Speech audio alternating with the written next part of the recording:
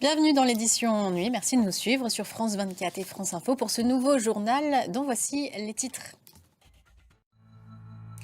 Et on commence donc ce journal avec la Moldavie et une journée de vote ce dimanche. D'abord l'élection présidentielle. Maia Sandu, la présidente sortante, serait en tête du premier tour.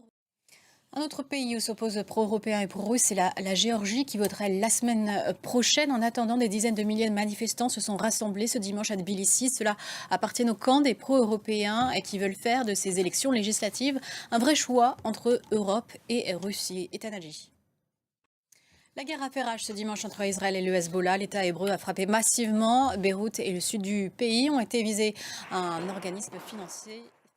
Et dans ces opérations à Gaza, où les frappes se sont également intensifiées ces derniers jours, l'armée israélienne a annoncé la mort d'un de ses principaux commandants. Au Kurdistan irakien, région autonome d'Irak, des élections législatives se sont tenues ce dimanche, certes après 4 reports et 2 ans de retard. Et derrière leur joie de retrouver le chemin des urnes, les Kurdes espèrent changer les choses et que leur parti arrête de paralyser. La région Marie-Charlotte Troupy est allée les rencontrer à Souleymanie, l'une des 3 provinces. Aux États-Unis, Kamala Harris a passé le cap de la soixantaine. Et oui, c'était son anniversaire ce dimanche et un programme chargé pour la candidate avant de rejoindre la Pennsylvanie.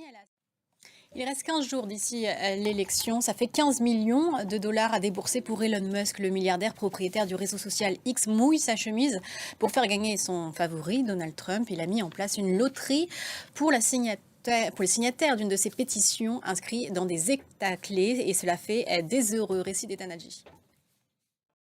L'ouragan Oscar a touché terre à Cuba. Il est arrivé par l'est du pays. Une nouvelle épreuve pour la principale île des Caraïbes qui traverse en ce moment même une crise énergétique. Cuba est dans le noir depuis vendredi. Panne quasi générale causée par la vétusté de son réseau et le manque d'approvisionnement de ses centrales au pétrole. L'île étant principalement alimentée par cette énergie fossile. On fait le point avec Antoine Fenot. C'est la fin de ce journal. Merci à vous de l'avoir suivi. On se revoit dans une quinzaine de minutes. À tout à l'heure.